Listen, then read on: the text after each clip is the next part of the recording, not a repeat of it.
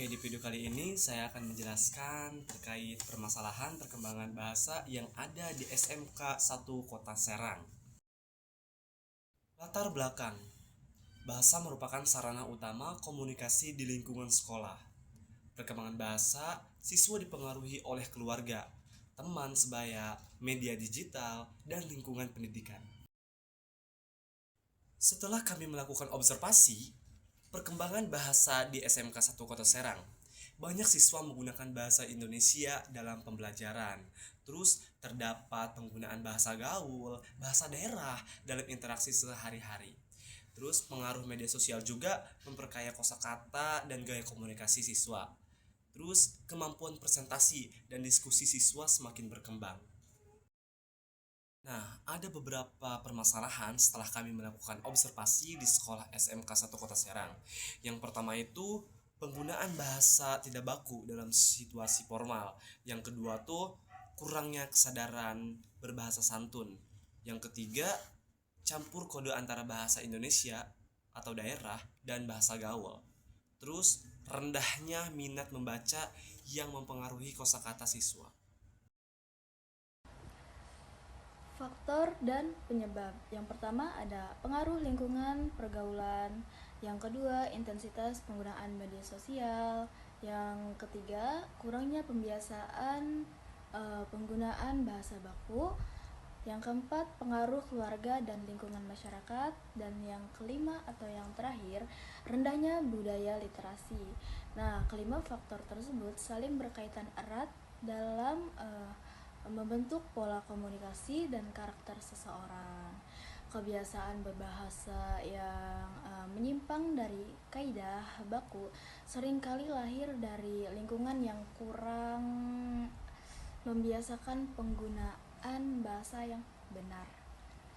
Terus diperparah juga oleh masifnya serapan bahasa gaul di media sosial dan pergaulan sehari-hari.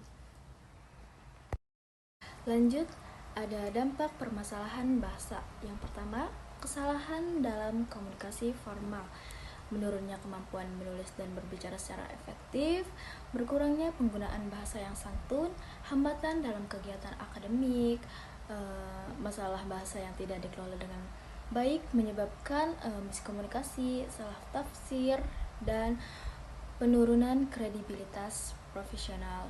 Hal ini juga menurunkan kemampuan nalar, membatasi peluang karir, merusak norma kesopanan, dan menurunkan kualitas literasi akademik. Oke, jadi solusinya yang pertama itu ada meningkatkan budaya literasi melalui program membaca. Selanjutnya ada membiasakan penggunaan bahasa Indonesia yang baik dan benar. Lalu mengadakan lomba pidato, debat, dan presentasi yang dimana membuat murid semakin menguasai teknik pembahasan beserta tutur kata. Selanjutnya ada pengawasan serta penampilan pembinaan dari guru dan orang tua. Yang terakhir, pemanfaatan media digital secara pasti. Dan selanjutnya ada peran sekolah. Di peran sekolah itu guru menjadi teladan dalam berbahasa, kayak menggunakan bahasa yang baik dan benar kepada siswa. Selanjutnya program literasi sekolah. Nah, kalau bisa 10 menit atau 15 menit sebelum guru masuk ke kelas, siswa-siswi lebih baiknya mengadakan literasi, kayak membaca buku, membaca novel gitu. Selanjutnya ada kegiatan ekstrakurikuler yang mendukung kemampuan berbahasa.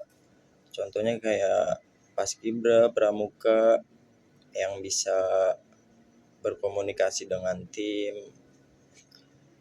Selanjutnya ada menciptakan lingkungan komunikasi yang santun.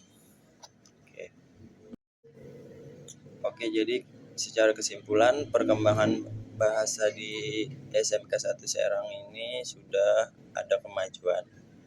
Namun masih terdapat beberapa permasalahan yang perlu diatasi melalui lingkungan sekolah, lingkungan rumah, dan lingkungan pertemanan antar siswa. Mungkin sekian. Oke, setelah kami observasi di SMK 1 Kota Serang, kami bisa simpulkan dari observasi tadi tentang perkembangan bahasa. Kita dapat solusinya nih. Yang pertama tuh membiasakan komunikasi aktif. Yang kedua, meningkatkan budaya membaca. Yang ketiga, memperkaya kosakata. Dan yang terakhir, menciptakan lingkungan yang mendukung. Secara kesimpulan, yang lebih penting dari solusi tersebut adalah perbanyak literasi ya guys. Kesimpulan dari saya yaitu sekolah nggak bisa mengubah bahasa dan kelakuan siswa dalam semalam. Kuncinya guru jadi contoh, aturan jelas, latihan rutin, enggak ngejar. Solusinya itu murid atau siswa harus berliterasi sebelum atau sesudah guru masuk ke ruangan kelas. Selanjutnya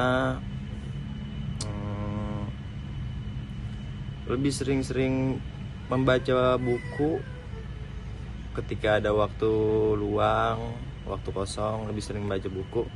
Yang terakhir ada perkembangan lingkungan.